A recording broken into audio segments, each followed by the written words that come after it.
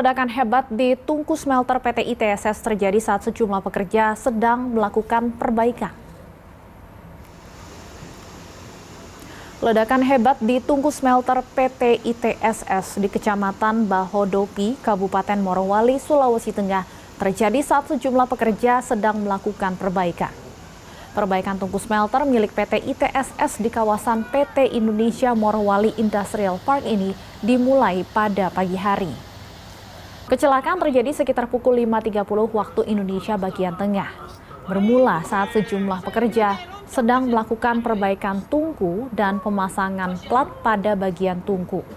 Hasil investigasi awal, penyebab ledakan diperkirakan karena di bagian bawah tungku masih terdapat cairan pemicu ledakan. Selain itu, di lokasi juga terdapat banyak tabung oksigen yang digunakan untuk pengelasan dan pemotongan komponen tungku. Akibatnya ledakan pertama memicu beberapa tabung oksigen di sekitar area ikut meledak. Kebakaran tungku berhasil dipadamkan pukul 9.10 waktu Indonesia bagian tengah.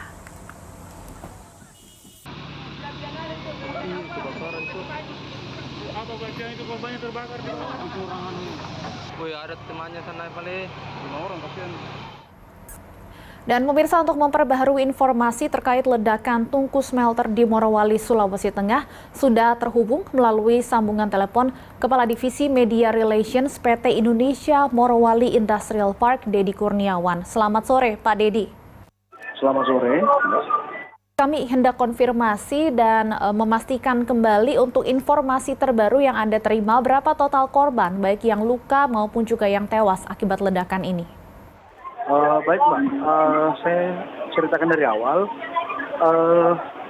Setelah dilakukan investigasi, kami merevisi rilis yang kami sebarkan tadi pagi, bahwa yang terjadi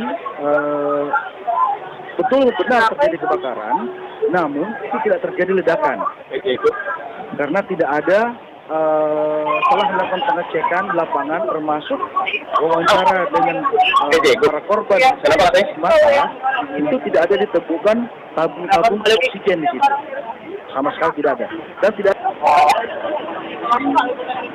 ada menggunakan baut gitu. Kebakaran itu dipicu, benar seperti yang Mbak katakan tadi, bahwa kebakaran itu dipicu oleh masih adanya cairan terak baja yang keluar, kemudian mengenai sejumlah benda yang mudah terbakar. Artinya apakah ada indikasi kelalaian atau seperti apa maksudnya, Pak? Nah, soal kelalaian itu juga masih kami dalami, Mbak. Kami tim investigasi selain melakukan wawancara juga sedang mengecek seluruh kamera CCTV yang terpasang di area itu. Kami masih melakukan pengecekan itu, Mbak. Baik, tadi Anda sampaikan tidak ada ledakan, lalu apa yang menyebabkan jumlah korban tewas ini cukup banyak, Pak? Mencapai 13 orang, informasi terakhir yang kami terima. Uap panas, Mbak. Uap panas. Uap panas dari cairan terak baja yang keluar itu, kemudian memicu terjadinya kebakaran. Uap panas itulah yang memicu terjadinya banyaknya korban, banyaknya karyawan yang terluka. Disebutkan juga ada banyak tabung oksigen di sekitar tungku smelter. Apakah ini juga yang menyebabkan kebakaran cepat membesar? Tadi saya di awal saya sudah jelaskan bahwa dari hasil investigasi dan penjelasan korban serta saksi mata, itu mereka tidak menemukan yang namanya tabung oksigen, Pak. Jadi tidak terjadi ledakan. Hanya kebakaran, iya, itu benar. Baik. Untuk korban luka hingga saat ini ada berapa jumlahnya, Pak Dedi? Yang pertama, total jumlah korban saat ini 13 orang meninggal dunia. Kemudian totalnya itu sekitar 59. Kemudian 13 meninggal dunia, sisanya luka-luka.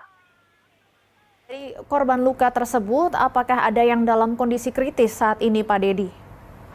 Luka ada yang terbakar dalam kondisi berat, ada yang ringan, Pak. Di mana korban luka saat ini mendapat perawatan?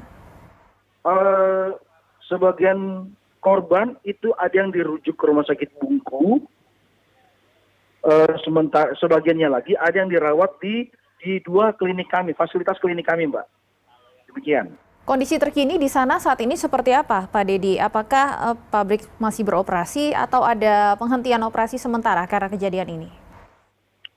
Tungku yang terbakar tadi itu sudah diberir, sudah dipolis lain. Ya, silakan Pak Dedi. Ya, pemirsa, tampaknya ada kendala komunikasi. Tadi kami sudah mendapat informasi dari Pak Dedi Kurniawan selaku Kepala Divisi Media Relations PT Indonesia Morowali Industrial Park.